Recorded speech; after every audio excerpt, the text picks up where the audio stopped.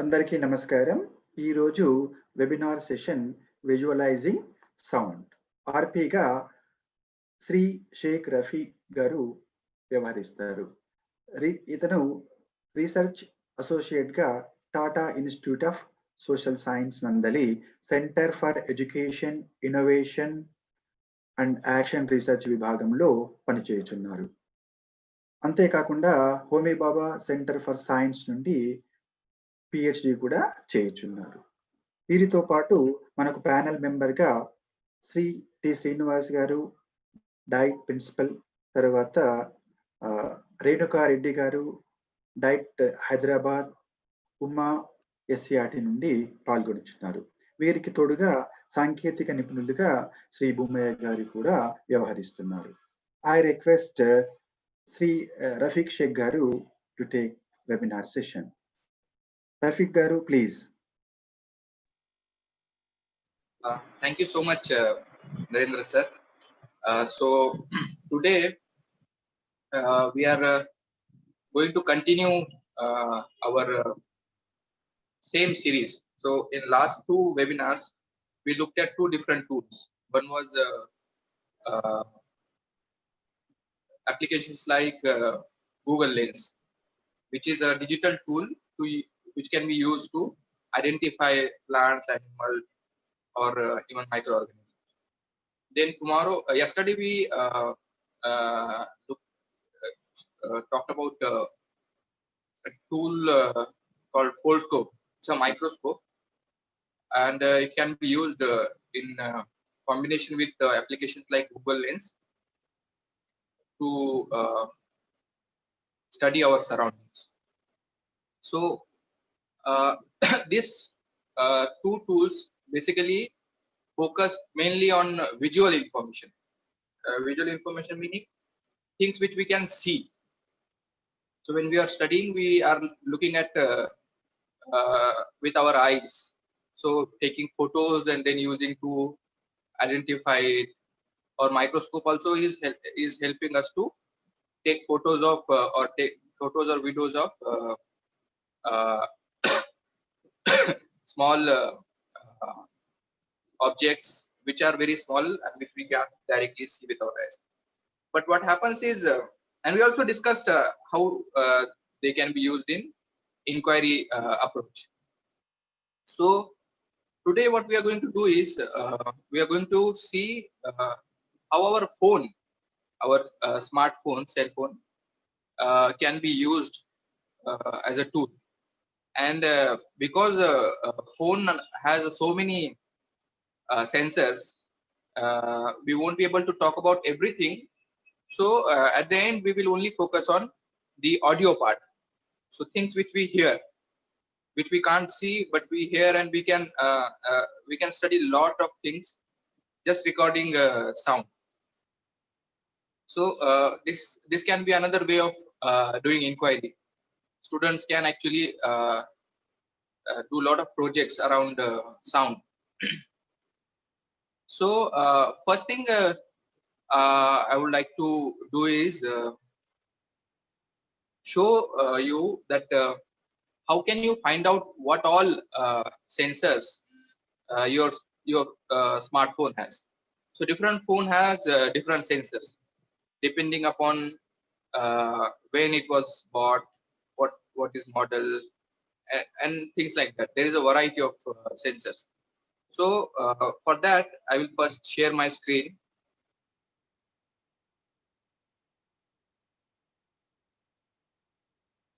And I'll go to an app called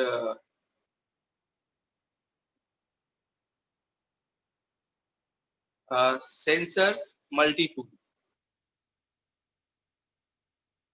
You can also install this app if you want to find out what all sensors your smartphone has. So there is a reason why we call our phones now smartphones, because they are actually literally smart. They are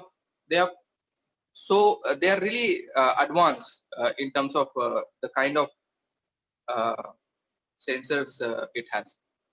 So if you just click on these 3 lines next to battery, it will show the number of sensors. So there is a sensor inside battery which gives us the date, the status of our battery, how much it is charged, and how the voltage, and what is its temperature and everything. Then there is a GPS sensor. So GPS sensor can work even without internet, because generally GPS is just a receiving sensor.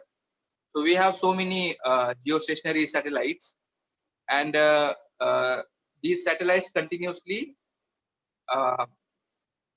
give away signals, and then GPS sensors can receive that and can tell you your location. So for example, any place where there is no internet, even in flight, you can use this sensor to find out where you are. Then there is a Wi-Fi sensor which detects if there is any open Wi-Fi around. Then there is an accelerometer. So our phone has a fairly good accelerometer. So accelerometer is a sensor which tells the phone its position in X, Y, and Z axis. Okay. So if you are moving, so it can sense your movement. If you are moving front in let's say X axis or Y axis or Z axis. So if you just take your phone, so maybe I can show. If I click, I'll get to, I can see 3 coordinates: X coordinate, Y coordinate, and Z coordinate. Okay. If I shake my phone, then those coordinates will change. So I have tilted my phone. You can see my coordinates have changed. Okay. Now my phone is completely still. Then actually everything should be 0, right? Because I'm not moving at all. But there is a reason why it is showing. We can see X is showing around 9.4, because that is also sensing the gravity, acceleration due to gravity. Okay. So ideally it should be around 9.8. But there are so many other factors, and gravity is also not same at every location on Earth. So basically this is the x-axis also considers the acceleration due to gravity. Then we have a magnetic sensor. Okay, so I have a magnet. If I take my magnet and bring it closer, it will change its the readings. You'll see the change in the reading. There is a gyroscope. So gyroscope is a device to generally used to navigate in 3D space. So for example, when spacecraft go into for example, even the planes, when they go in when they fly, they need not just the direction, they also need in which angle they have to travel. So that is where there the gyroscope is used. Then there is a proximity sensor. So it tells you if my hand is very close to phone or not. Right now my hand is very close to phone. Now I can actually, if I'm taking my hand away from the phone, then also it detects. Then there is a light sensor. So phone also has a light sensor, and that's quite good. You can see the vendor name and other things also here. It also gives a graph. Okay. Then there is a gravity sensor. So it is nothing but the acceleration sensor, but it tells you in terms of gravity by calculating and everything. So it is right now it tells me that the gravity here is 9.6, almost 9.7. So it's not ideal 9.8. So that's the average. Basically, gravity is not same at every location on the earth. Then there is a linear acceleration. So this is linear acceleration, meaning in just one direction. So if I'm just moving my phone right and left, then I will be able to see the acceleration. Okay. Then there is a rotation vector. Then there is a step counter. If I take my phone and then if I just walk, it will tell me how many steps I have walked. Okay. So this is useful. So basically what it does is it takes an idea that generally what is the average distance a person can, so how long is the step of a one person? It takes an average, and then from the other sensors, it actually calculates the number of steps. Then there is a orientation sensor. So it tells me, let's say if I want to find out where exactly is the, let's say, pole star. So for that, we need 3 readings. We need so basically we need azimuth, then we need pitch, and we need roll. So when you know all those 3 things, then you can exactly point out towards the pole star. So we all know the pole star doesn't change its position. So this can be used to point our phone towards any star or any planet. If we know the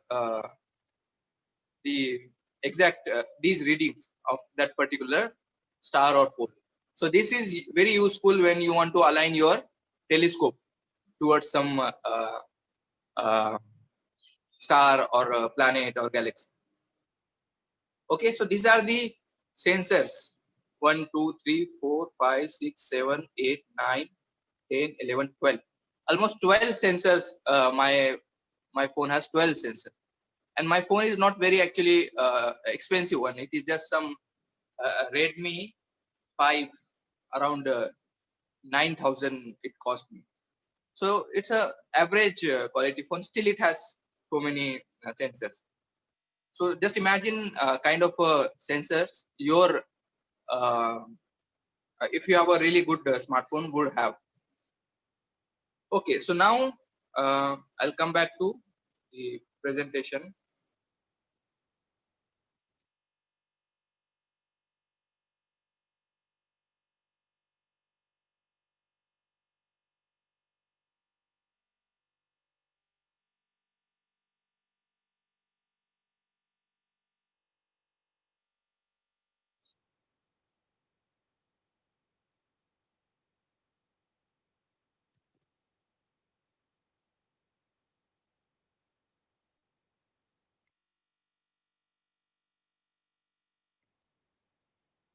Okay, so where are we? So today we are talking about tools. Okay, so today out of so there are so many sensors in our phone, but what we want to do is we want to actually look at the one particular sensors, and or before that I think I should also show this part. Okay, so there is a really good app called Science Journal. Okay, so it looks, the icon looks like this. So we have studied Foldscope, we have studied Google Lens, and the third app is Science Journal. Okay, so I will open that app. You can install that app from Google Store. So I'll show you how it looks. You can go to Google Play or any other phone. If you have an iPhone, you can go to that store and look for Science Journal.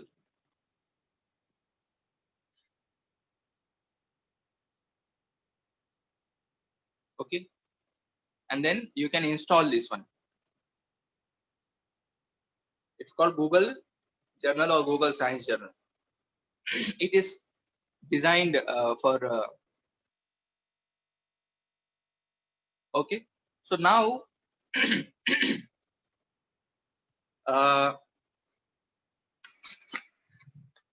this is how it looks. Basically, you can, there is a small plus button at the bottom. Then just next to Science Journal, there are three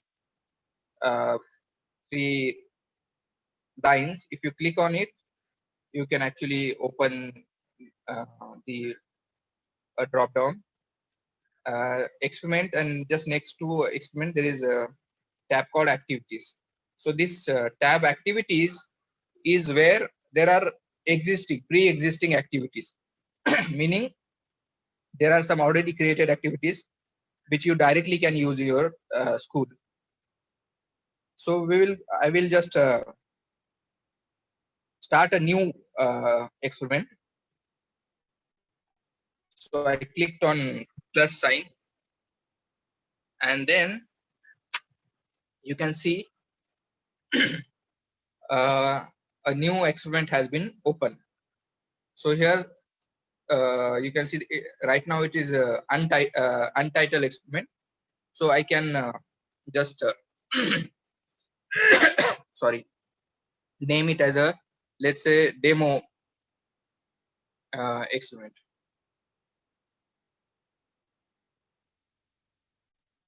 Okay, I can put the photo also. Now there is this in the middle, you can see what happened. It did got saved demo. Okay, something is happening. Anyway, so here in the middle you see there are three lines. So here this is the place where you can take notes.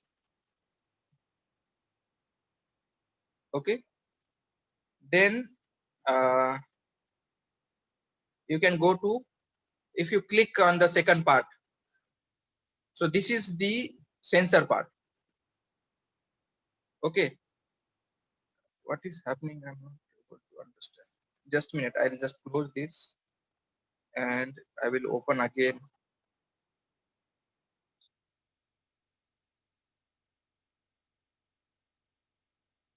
Start sensor. Okay, now it is working. So when you close, come to the sensor part, you see there are right now we are at the light sensor. Okay, so it also tells me direct number, absolute number. So just next to the bulb, it is showing 23 lux. So the intensity is, ambient light is measured in lux. So unit is lux. Okay, now it is between 25 and 23. So what I will do is I will cover it with my hand. Did you see it went down? Now it is around 4 lux. Now I will put my finger directly on the lens, on the sensor. Now you can see it is 0 because I have completely blocked the sensor. Now I will slowly open it. See, now it is going up. So this can be used in various ways. Simple experiment can be, you just find out what is the ambient light at different places. And the advanced experiment can be, it can be used as a calorimeter. So in the lab, we have an instrument which is used to measure the concentration of various solutions. So basically the central idea is very simple. There is a light which passes through the sample. Sample is kept in a glass tube, and cuvette, it's called cuvette. It's not round tube. It's a rectangular tube. Light passes through this sample, and then there is a detector. So what you can do is simply you have to take a torch or something, or laser will be really good. If not laser, then the torch is also good enough. And then keep your sample on the sensor in a glass, rectangular glass cube, and then you pass the light. And you can actually create a calibration curve. So you must have studied how to create a calibration curve. So you can create using serial dilution of some known compound, and then create a serial dilution curve. And after that, you can use that serial dilution curve to find out the concentration of any unknown solution. This can also be used to calculate pH. If you go to Google and search for how to use Google journal, so Google Science Journal, to calculate pH, you'll find some really useful videos. I won't go into that detail, but it's up to you how you can how you want to use this sensor. So, for example, you can program, you can change it. So, for example, here you can go. So, just next to this gear icon, there are these 3 dots. If I click on these 3 dots, it gives me 3 options. Enable audio, so it can actually, I can turn these readings into audio, meaning when it is high, it will make a high sound. When it is low, it will make a low sound. So I can show it. Maybe I am not sure whether you'll be able to hear it or not. But it is now making sound. So I'll just stop it. Then I can also set triggers. So what does triggers mean? Oh, what is happening? Journal. Something is not good.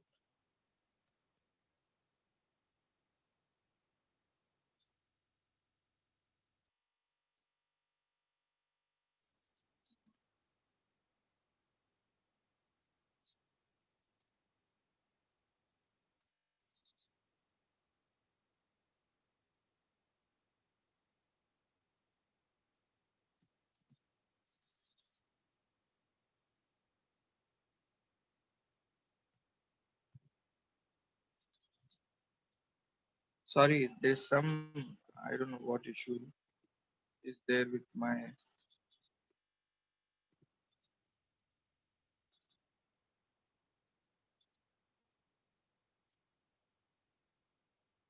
Anyway.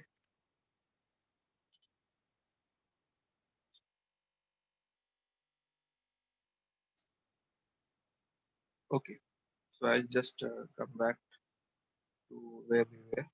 So I can go and I can actually start a trigger. So trigger is basically, I can say ki if the light intensity goes below, let's say 10 lux, then it will start taking readings. It will start recording.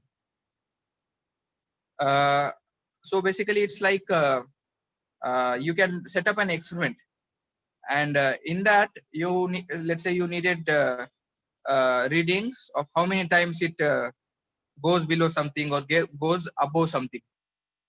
So you can do that. You can set that trigger.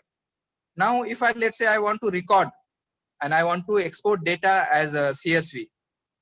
Okay, so what I can, there is a small red button here at the bottom. If I press that red button, it will start recording. Now I will make some changes. Okay, everything is getting recorded. So the highlighted part with the red is our recording. Now I will stop. So this is my recording. You can see it tells me there was this is 18 seconds recording. The minimum was 0 lux, minimum light. Maximum light was 18. and average was 8.4. Now what I can do is I can again play it. I can add note, or I can actually download it as a CSV. I can edit it. I can make it small also. I can cut some part, and I can also download it as a CSV. So CSV is nothing but the spreadsheet. So one column will have time, another column will have light readings in lux. Then you can plot graphs, so you can do a lot of things with it. Okay. Now there is a second sensor. So there are you can see an icon like this volume.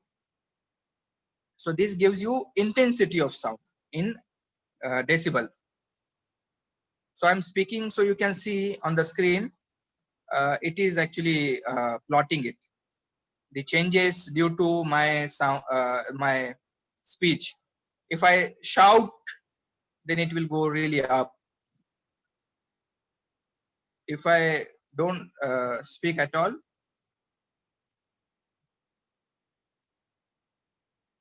so due to sound of the fan in my room, it is staying near around 20 decibel. Okay. So for each sensor, there is a small, just next to the reading, there is a small eye in gray color. If you click on that eye, you can actually find out what this sensor is measuring. So this sensor is measuring sound intensity in decibel. Okay. Now you can also go down and then learn more about it. So here there are some common sounds. So rustling of leaves will generally generate around 10 decibel of sound. Aeroplane taking off will be the maximum, 140 decibel, around 140 decibel. Then thunder will be around 120 decibel. Okay, so children can have lot of fun with this application. Okay, now there is another sensor which also relates to sound, but it actually tells you the pitch of your sound in hertz. So intensity is how loud your sound is, and pitch is its frequency. Okay, so pitch of the sound is measured in hertz. So when we speak, or when we how does any sound is produced? It is from the vibration. So when we speak, our vocal cord creates vibration, and then that creates the alternating high and low zone in the air pressure, which travels through air or any medium, and then that is how the sound is created and propagated. So hertz is nothing but the vibration per second. So let's say a good experiment, see the change in pitch is music. So I'm not a very good singer, but if let's say I say, you can actually just look at the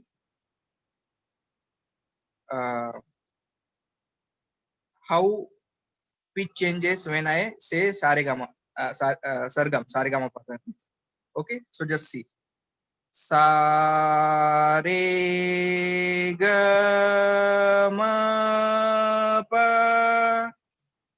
Okay, so I think our resolution is not very high. So what you can do is also, you can actually increase your resolution.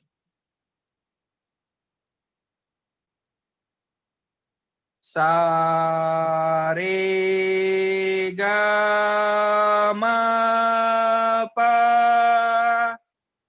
Now what I will do is, I'll record my sargam so that I can actually just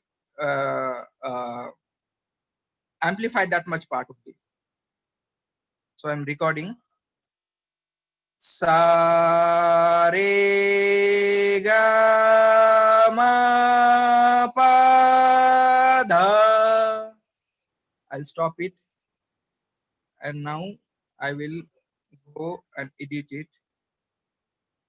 I will just edit and then crop.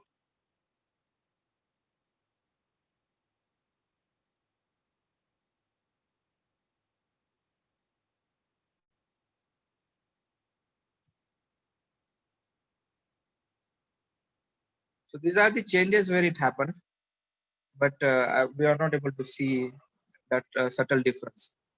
I'm not sure why it is happening.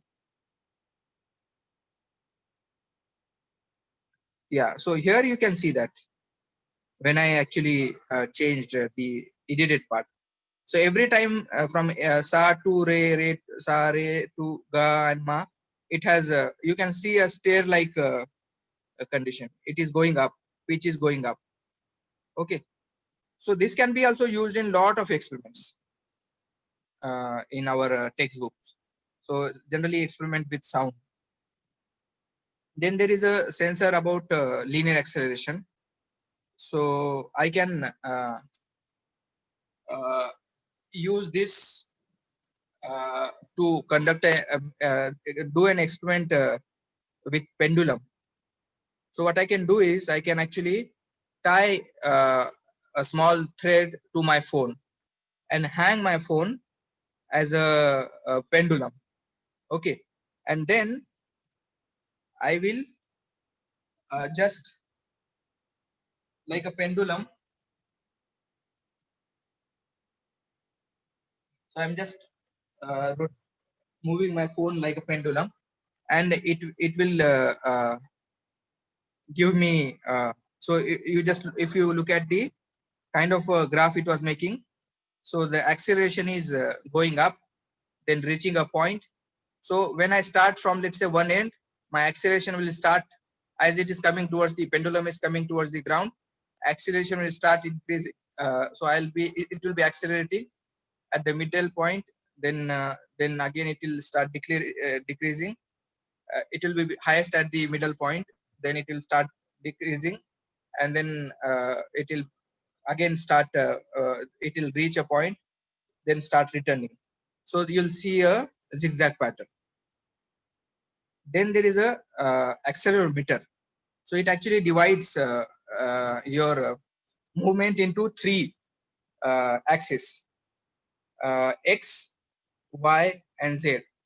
So there is a phone icon and there is a red dot into it. That shows how your phone is moving in X uh, axis. Okay. If you go to Y, then how is your phone moving in Y axis? Okay. Now I'm moving in my phone in Y axis. Then Z. Now it will show me how my phone is moving in Z axis. Okay. So this can be used in many experiments. One experiment is, for example, you can use your phone to show to student how seismometers work. Right? We detect yesterday only there was an earthquake in near Delhi region. Some 4.7 Richter it was recorded. So similarly, you can show how the seismometer detects basically the.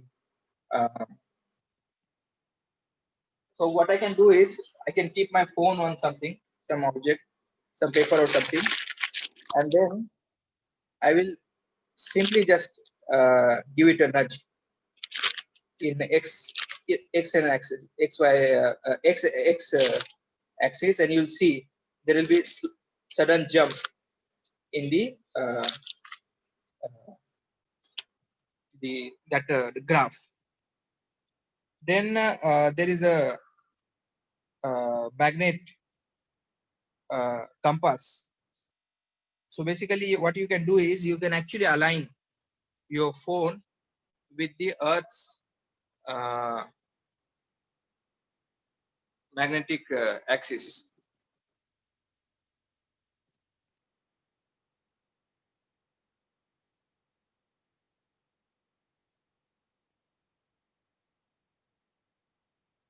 Okay, and then there is a magnetometer, so it can actually detect any magnet. If I bring a magnet close to it, I have a magnet.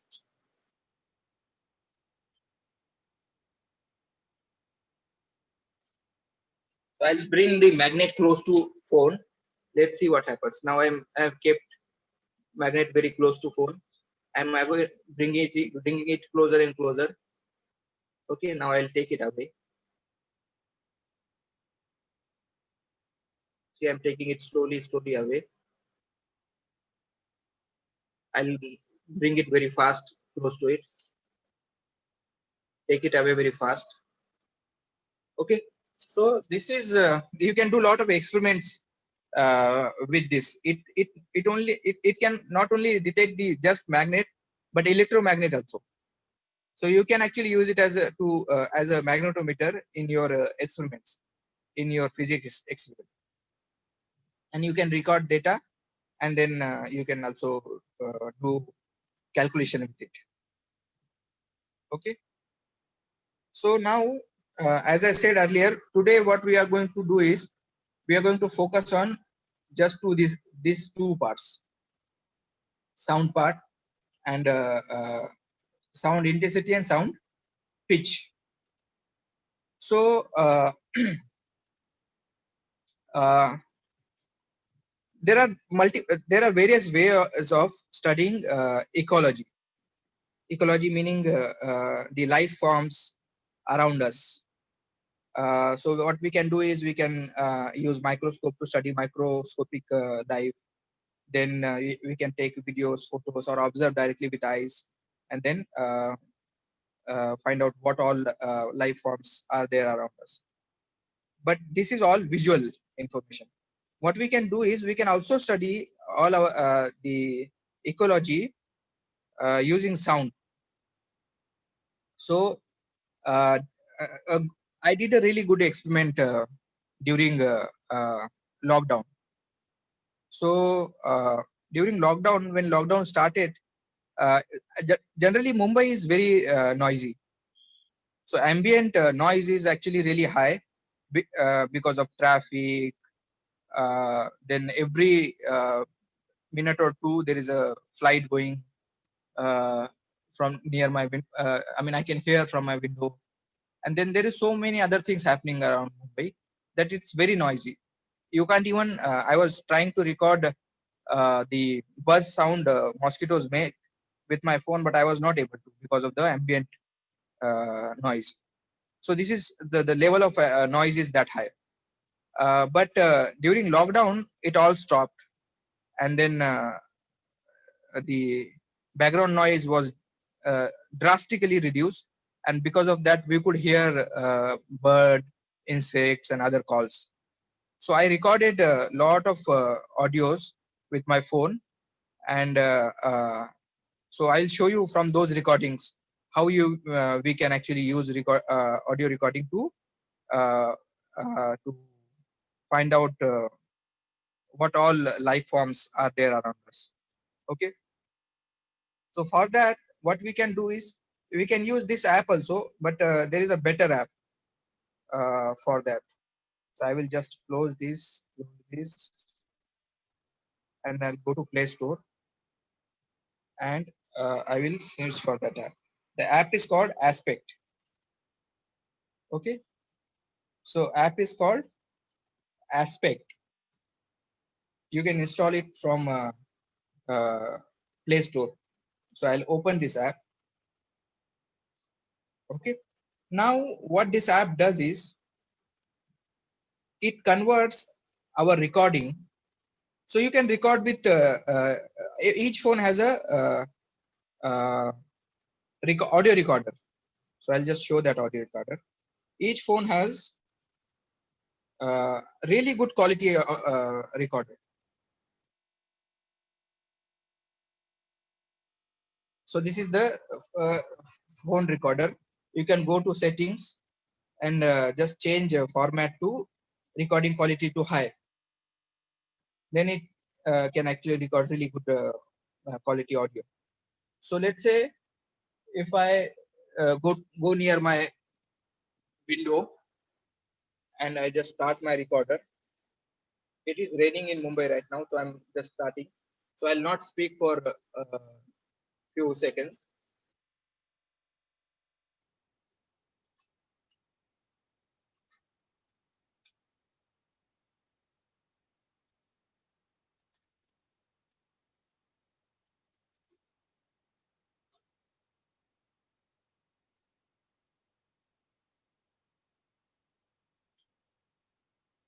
Okay. So I have stopped the recording, and then I will save it. Then I'll go to the saved list, and I will just open this sound into Aspect app. Okay. Then at the bottom there is this icon of a man running, man, woman, whatever, a human running. So I'll just click on it. Sorry, it is this. I need to move somewhere. So now it has created a spectrogram for me. So this kind of a graph is called spectrogram. Basically, it is nothing but a graph. On x-axis, there is a time in seconds, and on y-axis, there is a frequency or pitch in hertz, and then on the extreme right, there is a color band. So that is actually intensity of the sound in decibel. So if you see red color on the top, that means 0 decibel. And then if you see the this green bluish color, that is 80 decibel. Okay. Now I can, there is a, at the bottom there is a play button, so I can play. It will take this graph going slowly from the on the graph, and I can actually hear the sound.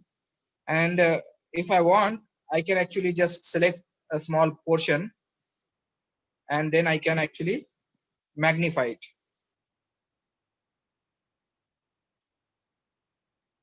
Okay, so this is the demo didn't have any bird sound or any human sound because it was all silent. It was just rain. So what I'll do is I'll open some of my recordings and go to my recorder. Not record. I don't want to record. I want to open a recording.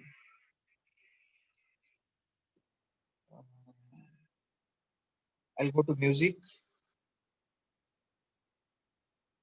and I will choose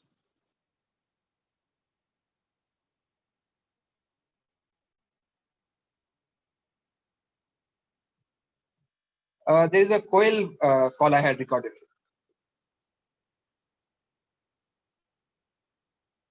Okay, now I will generate a spectrogram of that recording. So now this is all the sounds. I'm not sure how to. If I play the sound, can somebody confirm if you are able to hear?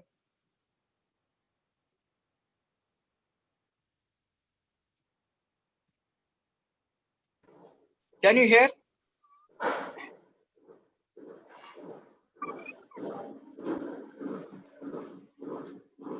It's a Coil call.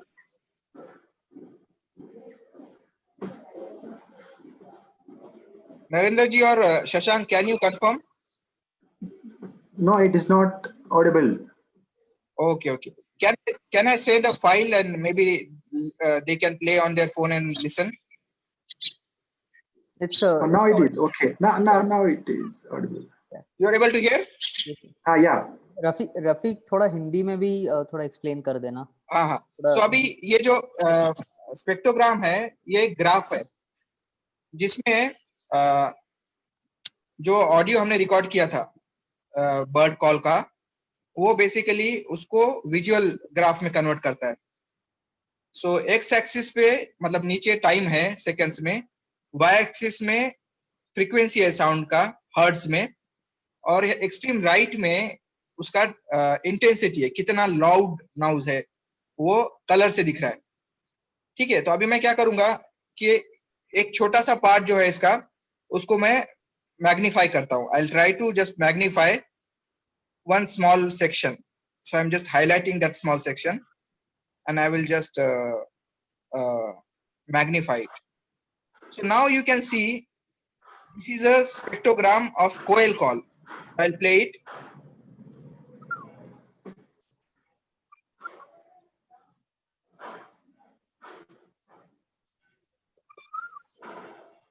Okay, you are able to hear? Yes, yes. Okay, great. So the spectrogram of the call is like fingerprint. It is unique to each bird species. So if you generate a spectrogram, from that you can actually find out which bird it is.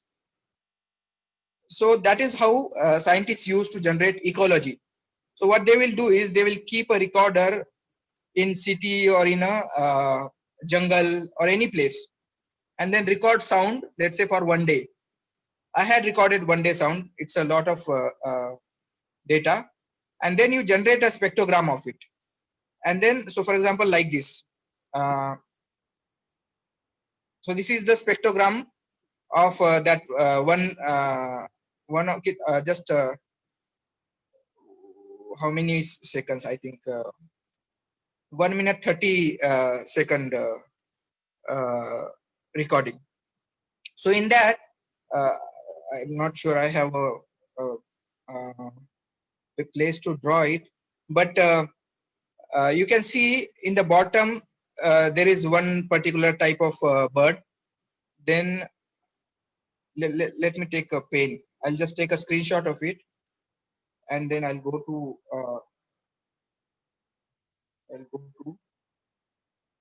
gallery.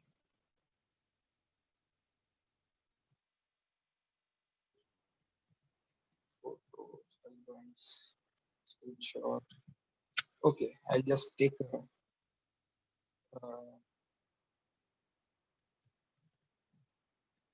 doodle. Okay, so how to, I don't know either I can make it. See here, this is this all is coil. Then this is meaning this much is coil actually. But in between also, here there is another bird. Here there is a coil is back. Then this is the same bird here till here. This same bird is here. And here there is something, some other noise. So each noise actually is unique. So for example, if there is a bat call in this, it will be somewhere here. Bat मतलब जमगादड़. जमगादड़ का जो call होता है वो हमको सुनाई नहीं देता है because वो हमारे रेंज के बाहर है. We cannot hear bat calls because they are beyond our audible range. But our phone can record it. So it will be somewhere here. Human sound will be somewhere here. Plane sound will be somewhere here. Something like this. And the pattern is also very unique.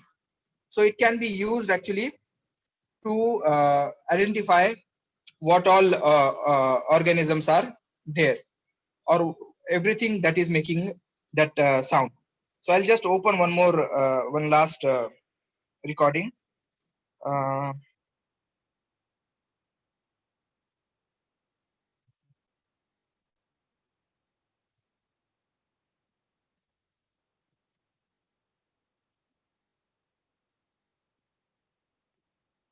I'll just go to recorder.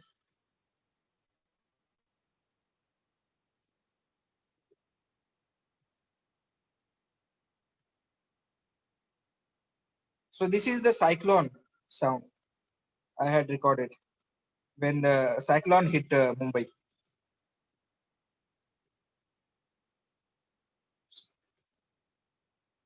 So the sound of wind, this all the bottom you see, green part, that is the sound of the wind.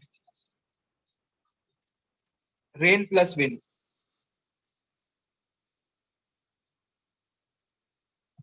Okay, and then I will just there was no bird activity at that time, so I'll just go again to recorder and then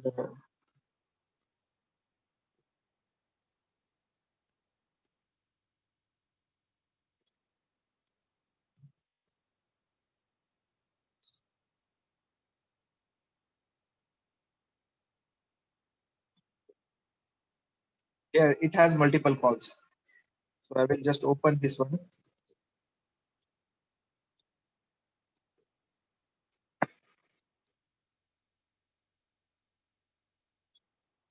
So this one has multiple calls.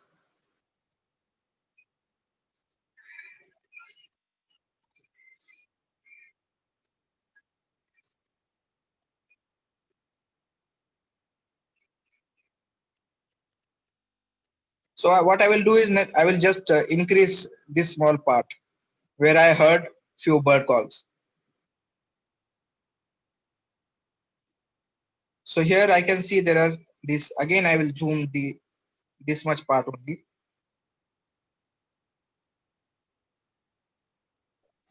So it was really far. My phone was very far and the noise was coming from not very close to my window. So that's why it's very faint. But still we should be able to. So there are 3 birds here. So first one is this one, then this one, and then this one.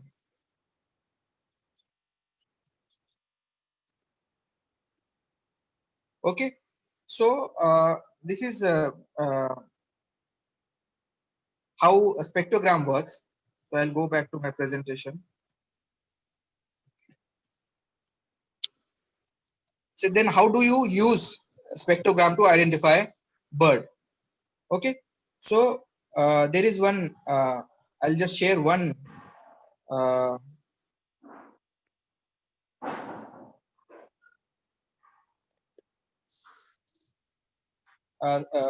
collection of website where there are collection of spectrograms.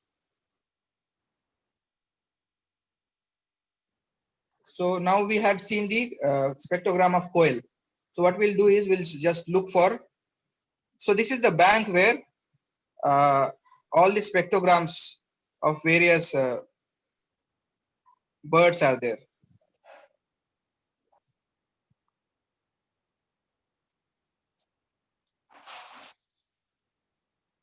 So this is the Asian coil. Okay. So we saw that our spectrogram also looked like this. See, ours was also like this.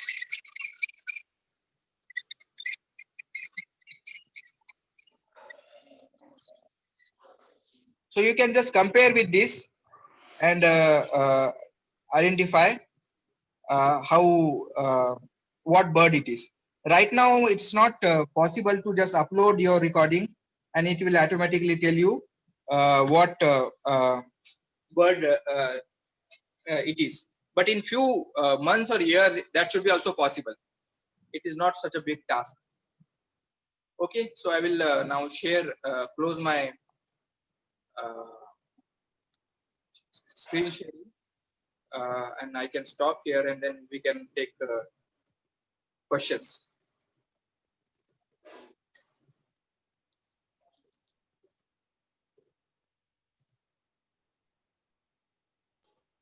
Rafiq Garu.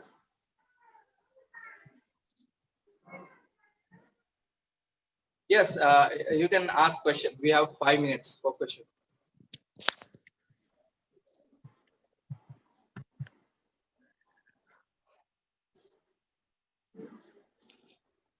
Rafiq గారు వినబట్లేదు.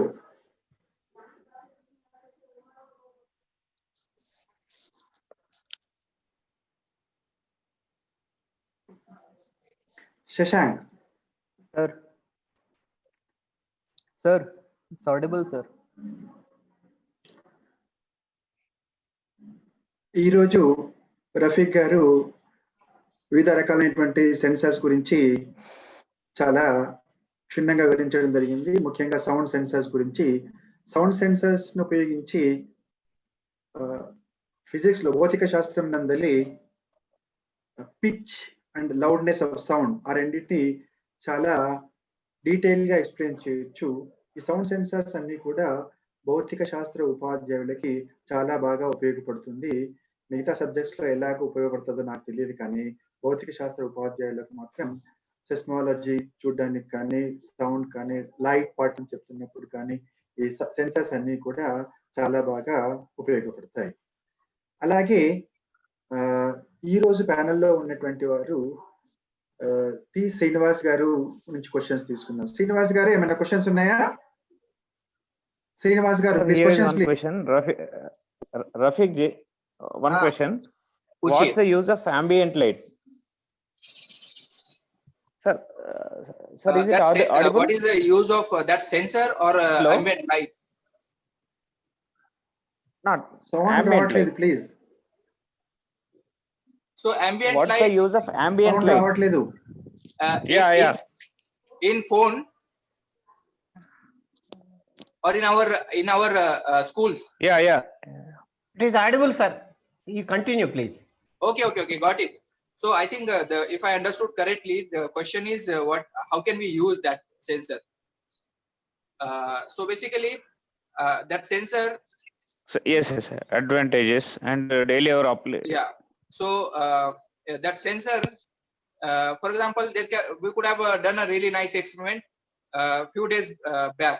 There was a solar eclipse, right? So during solar eclipse, there is one really interesting thing happens. The light intensity decreases, right? So for example, you could have just kept one phone starting with using a Google Science Journal, and it is recording the ambient light. And then when solar eclipse start, there will be a change in ambient light. As solar eclipse increases, as moon start covering sun more and more, the ambient light keep going down. Then there will be a point where from there it will start going away. So again it will start increasing. So you could have actually have a really nice deep curve, a curve like this of ambient light. So that is one experiment. But you can actually do various other experiments, and you can use that sensor as a calorimeter. You can use it to calculate the concentration of various solutions. I hope this answers your question. You can ask in Hindi also if you have. Sir, one more question. Yeah. Okay. How these sensors are useful to a science teacher? Okay, that's a nice question. Where do we use? Yeah, so basically, we need to have a science lab, right? Because science is not a theory subject. You cannot just teach theory in the classroom and cannot do. If students don't do experiment, then how will we create that scientific culture and temper? But we all know that fortunately, unfortunately, we don't have a lot of instruments and materials in our schools. So our phone has a lot of sensors, which generally we need in our schools, in our science labs.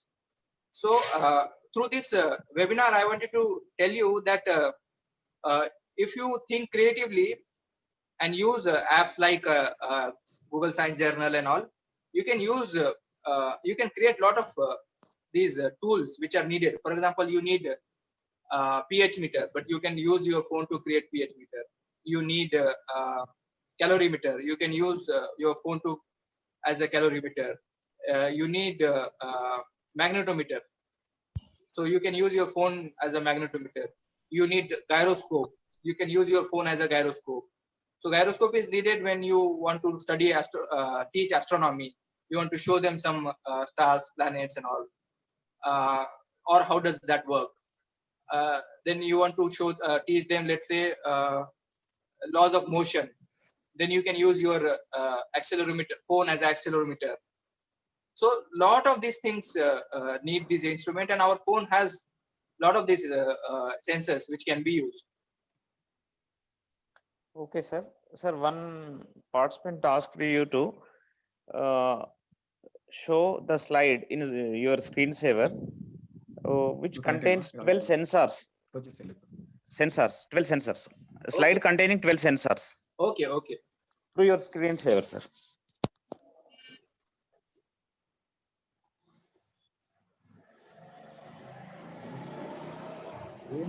Yeah, these are the 12 sensors.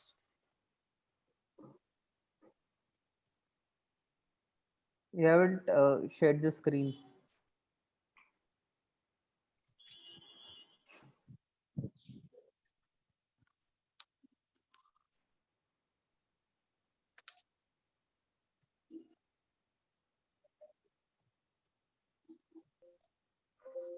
Srinivas garu. Sir. Okay. Shall I add? Narendra, sir. I was Okay, not sharing my questions screen. I don't know whether you saw it or not. Participant 12 the slides కలిసిన Sorry, I 12 was not sensor sharing my slides screen. చూపెట్టమని చెప్పారు అంతే. Okay. లేవు sir. Go ahead, sir. Okay, నేను add చేయాలా? చేయండి. ఏం లేదు, ఇప్పుడు ఫర్ ఎగ్జాంపుల్ ఫిజిక్స్ లోపల సౌండ్ అనే పాఠం చెప్తే ఎట్లా ఉపయోగపడుతుంది అని అడిగావు కదా నువ్వు క్వశ్చన్, ఫస్ట్ క్వశ్చన్ శ్రీనివాస్ గారు. నేను కాదు, పార్టిసిపెంట్ అడిగిన క్వశ్చన్స్. పార్టిసిపెంట్ తరఫున నువ్వు అడిగావు కదా, ఆ క్వశ్చన్ లోపల సౌండ్ అనేటటువంటిది పాఠం చెప్తున్నప్పుడు దాంట్ లోపల లౌడ్నెస్ అనేటటువంటిది, పిచ్ అనేటువంటి రెండు వేరు వేరు. లౌడ్నెస్ అనేది డెసిబుల్ లో కొలుస్తారు, పిచ్ అనేటటువంటిది హెడ్స్ లో కొలుస్తారు. లౌడ్నెస్ కి పిచ్ కి డిఫరెన్స్ చెప్పేటప్పుడు ఒక వ్యక్తి మాట్లాడుతూ శ్రీనివాస్ గారు సెన్సార్స్ చూపిస్తున్నారు, కనిపిస్తుందా? Okay right. Okay sir. Narendra sir okay. నేను కంటిన్యూ చేయనా, స్టాప్ చేయనా? రఫీక్ గారు continue sir. Narender sir continue. అయితే లౌడ్నెస్ అనేటటువంటిది ఒక వ్యక్తి బిగ్గరగా మాట్లాడుతున్నప్పుడు, తర్వాత మెల్లిగా మాట్లాడినప్పుడు చాలా వేరియేషన్ వస్తుంది. పిచ్ లో వేరియేషన్ రాదు. అది ఎలా చూపించొస్తుంది అంటే దీని ద్వారా చాలా క్లియర్ గా వస్తుంది. ఒకే వ్యక్తి లోపల పిచ్ లో మాట్లాడుతున్నప్పుడు వేరియేషన్ రాదు, కానీ మెల్లిగా మాట్లాడుతున్నప్పుడు, తర్వాత గట్టిగా మాట్లాడుతున్నప్పటికీ వ్యక్తి మనం సౌండ్ అదే వ్యక్తి మాట్లాడుతున్నట్టుగా తెలుస్తుంది, తర్వాత మెల్లిగా మాట్లాడుతున్నట్టు బిగ్గరగా మాట్లాడుతున్నప్పుడు తెలుస్తుంది. అదే ఒక వ్యక్తికి ఇంకొక వ్యక్తికి మాట్లాడుతున్నప్పుడు పిచ్ లోపల చాలా డిఫరెన్స్ వస్తుంది. అదేదైతే ఉందో అది మనం మాటల్లో చెప్తే అర్థం కావడం చాలా కష్టం, కానీ ఈ సెన్సర్ ను ఉపయోగించి చెప్పడం వల్ల చాలా సులభంగా విద్యార్థులు గ్రహించడం జరుగుతుంది. శ్రీనివాస్ గారు, is it clear? Hello Shashank గారు. Yes sir, you are audible sir. I think Srinivas sir is on mute. Okay, no problem. Next question, Uma garu, ఏమైనా క్వశ్చన్స్ ఉన్నాయా మీ దగ్గర? సార్ ఆల్మోస్ట్ అన్ని సార్ కవర్ చేశారు సార్, శ్రీనివాస్ సార్ కవర్ చేశారు. Okay, next Renuka Reddy గారు. No more questions sir. Okay, Rafiq గారు thanks అండి, చాలా డీటెయిల్ గా, చాలా విద్యార్థులందరికీ అర్థమయ్యే విధంగా చాలా చక్కగా చెప్పడం జరిగింది. నెక్స్ట్ సెషన్ 6/7/2020 అంటే సోమవారం నాడు వరల్డ్ ఆఫ్ పోలెండ్స్ గురించి ఉంటుంది. ఛాత్రోపాధ్యాయులు అనగా టీచర్ ట్రైనీస్ అందరూ కూడా ఈ వెబినార్ ని సద్వినియోగం చేసుకోవాల్సిందిగా కోరుచున్నాం. Thank you.